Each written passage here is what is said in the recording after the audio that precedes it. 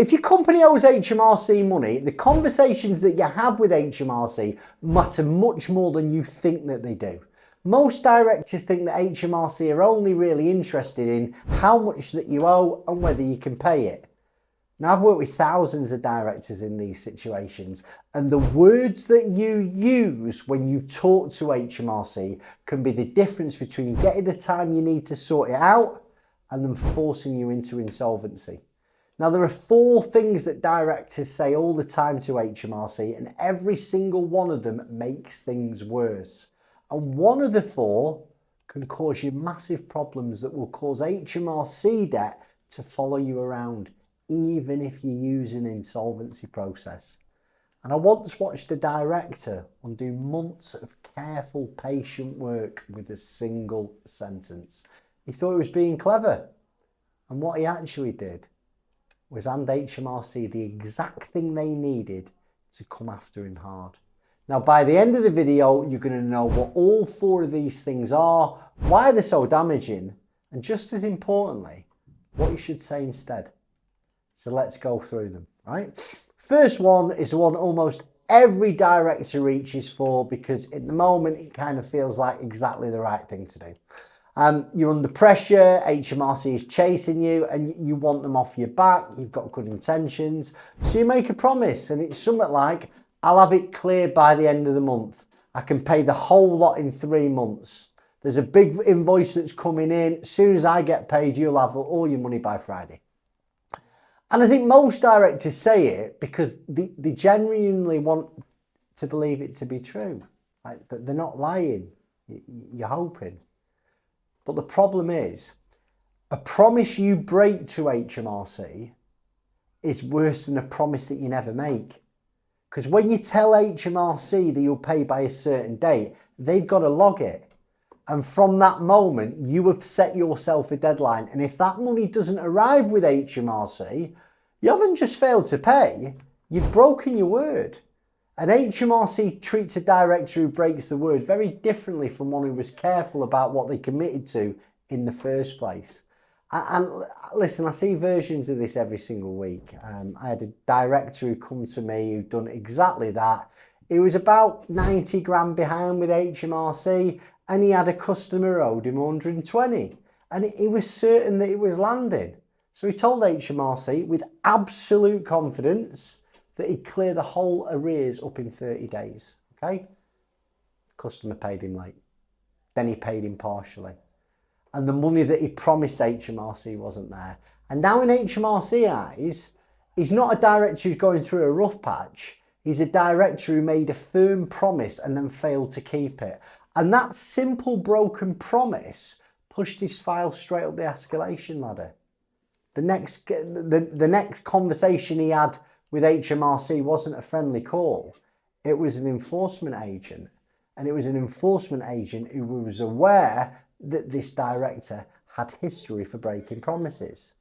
So listen, this is what you've got to do instead. Before you commit to any figure with HMRC, you want to do a proper cash flow.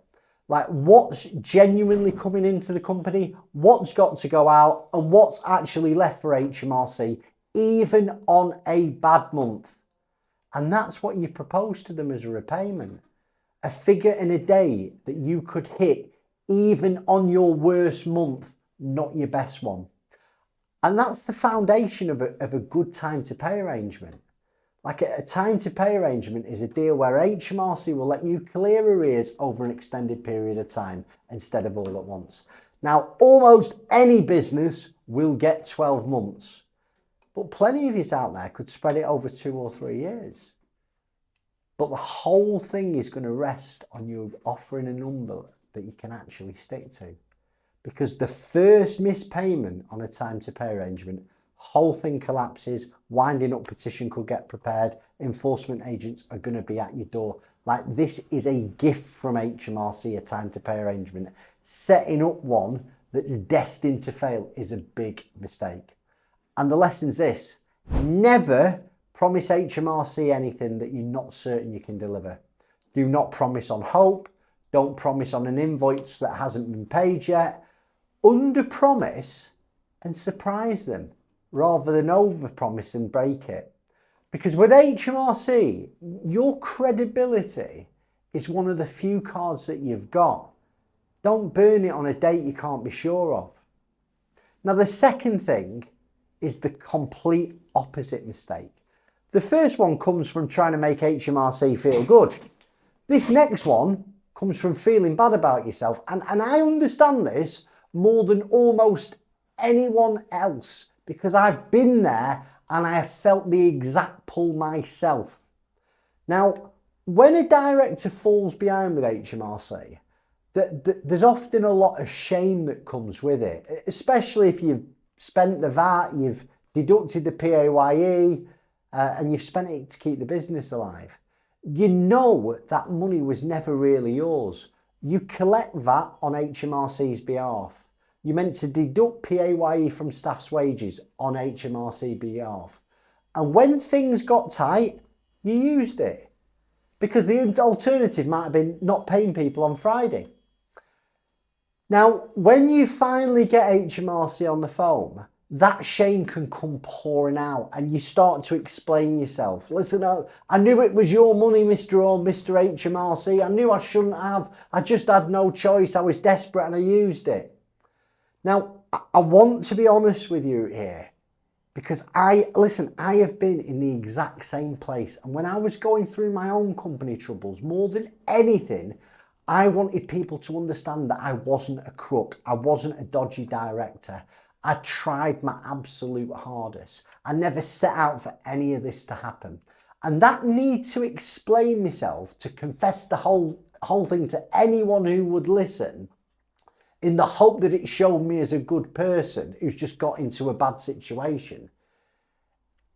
Listen, it's normal, it's human. I get why you want to tell people that. I was the same. But HMRC is not a place to unburden yourself. When you say to HMRC, I knew it was your money and I've deliberately spent it, you're not explaining your situation.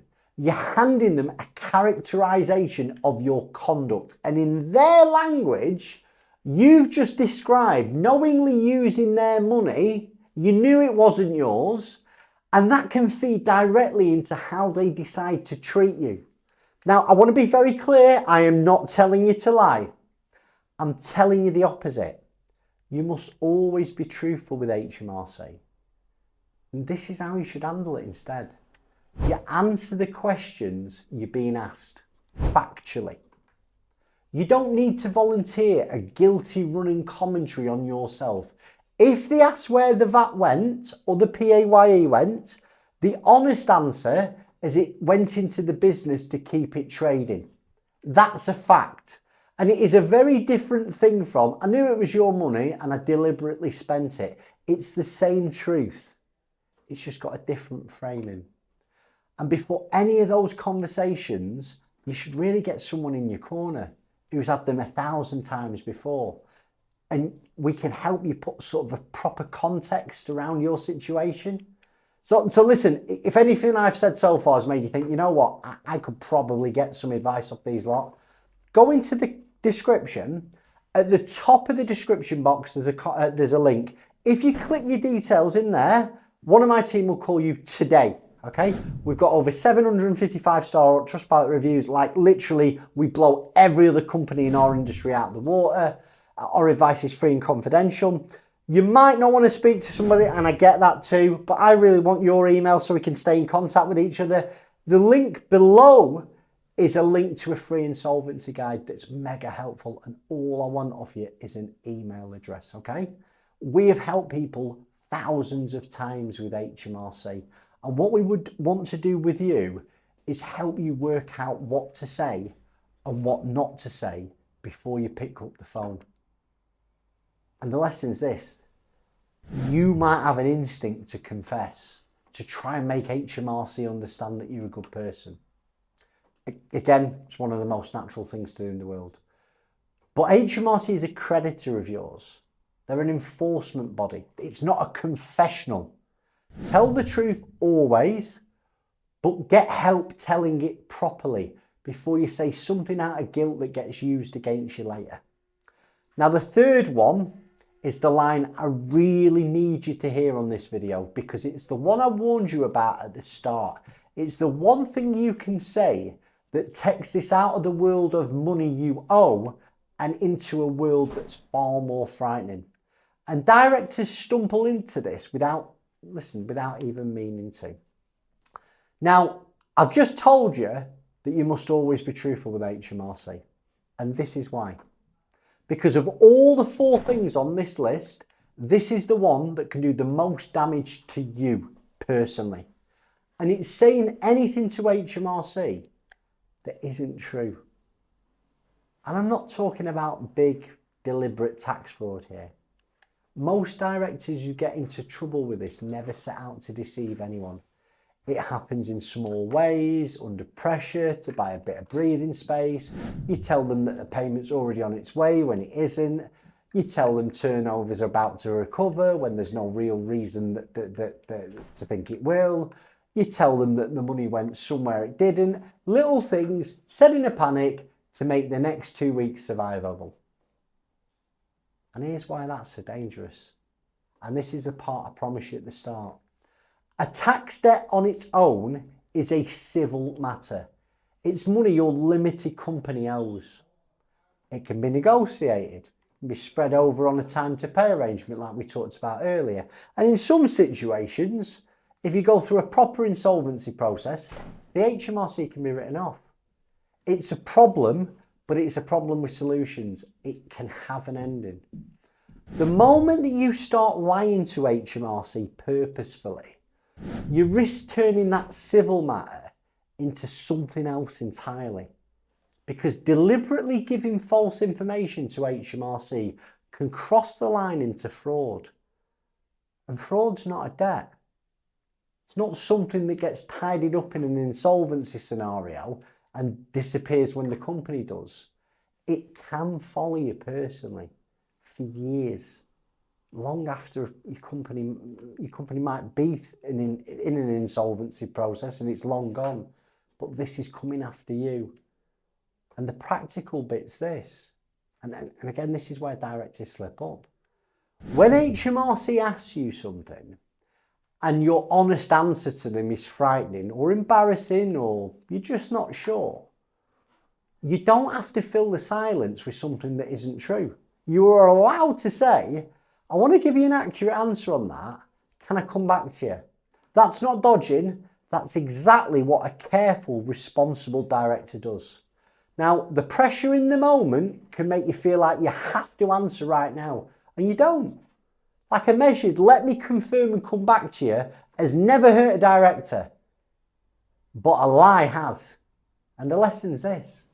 Honesty with HMRC isn't just a moral choice, it's a strategic one. The truth, even when it's bad, keeps your problems in the world of things that can be solved. A lie, repeated lies, purposeful lies, risk dragging it somewhere that can't be undone easily. Now the last one is the one I opened the video with. The single sentence I have watched directors use that have done loads of hard work. And it's the one that feels in the moment like your strongest card. And it's actually the one that puts the biggest target on you back. Let me tell you what's happened. So I'll give you a proper example. Let's call him Steve. Steve had a recruitment business, got himself into a bit of older with an HMRC, best part of £500,000 behind on VAT and PAYE. But he'd been doing a lot of things right. You know, he was constantly talking to them. He'd been making payments as and when he could. And in the background, we'd worked with his accountant for weeks, quietly building a time to pay arrangement proposal. Okay, one that I talked about earlier, a deal to spread the debt over 3 years. And it was looking good. We was having good conversations. We were HMRC. I believe we were very close. And Steve got pissed off at the end. And on one phone call that we were all on, when an officer basically pushed back on a detail, he lost his patience. And he said the thing, look, if you won't give me the time I need, I'm going to close the company and just start a new one and you're going to get nothing. And he thought he was playing his trump card. He thought he was showing them he had the leverage. And what he'd actually said to HMRC was, look at me, I'm a Phoenix risk. I'll explain to you what that means. HMRC have got a particular fear, and it's a particular set of powers around directors who deliberately let a company build up tax debt, shut it down, escape the debt, and open a fresh company doing the same thing. They call that pattern Phoenixism.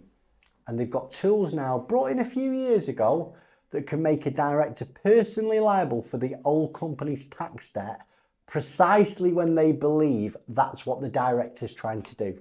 So the moment Steve basically said, I'll close it and start again, up yours, he didn't show strength, he flipped a switch. And he told HMRC in his own words that he was thinking about doing the exact same thing those powers have been brought in to stop. And the patient deal that we'd spent weeks building evaporated. And HMRC did not want to deal with him. And they moved fast. And when he tried to set up his new company, HMRC requested a VAT bond.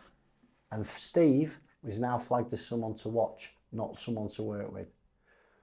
Now, the part that really matters, because listen, there is a crucial difference here. I need you to understand this bit. There is a completely legitimate version of a sentence that sounds similar.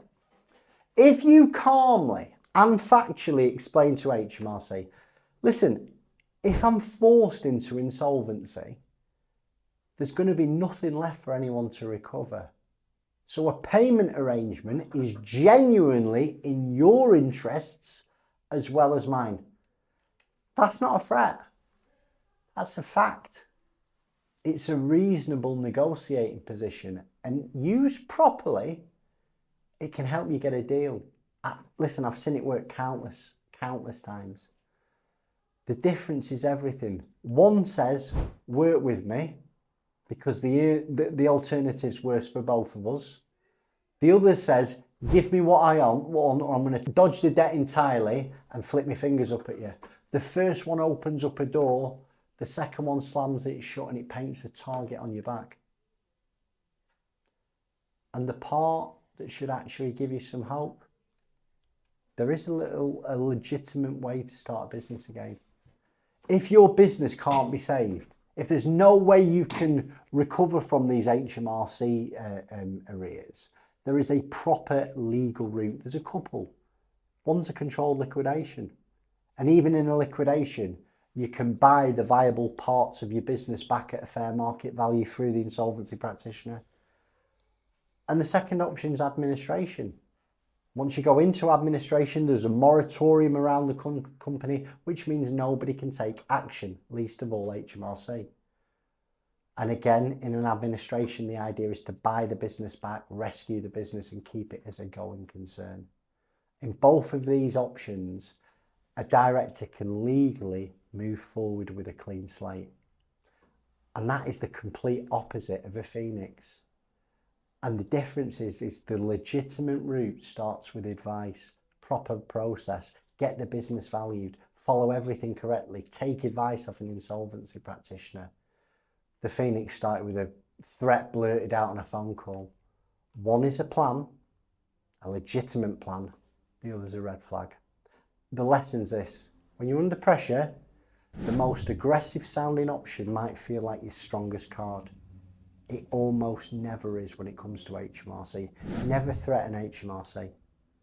And never suggest to them that you might use an insolvency process to escape the debt and start again.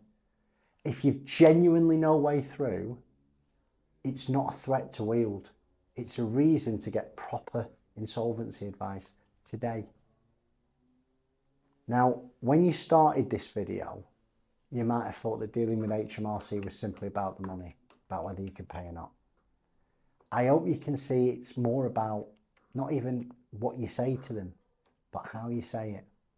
Now, if you want more information about how to set a time to pay arrangement up, go and watch that video and it will walk you step by step about how you speak to HMRC when setting up a time to pay arrangement. I hope you found the video useful. Chris Worden. Thank you.